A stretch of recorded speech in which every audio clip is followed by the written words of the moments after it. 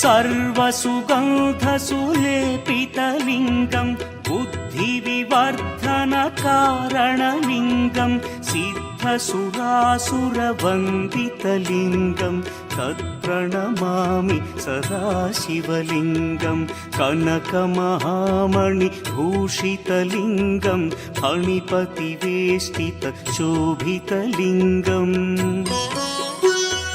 दक्षसुयज्ञविनाशनलिङ्गं तत्प्रणमामि सदाशिवलिङ्गम्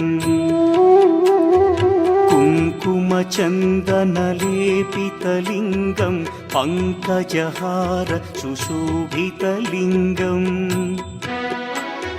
सञ्चितपापविनाशनलिङ्गं तत्प्रणमामि सदाशिवलिङ्गम्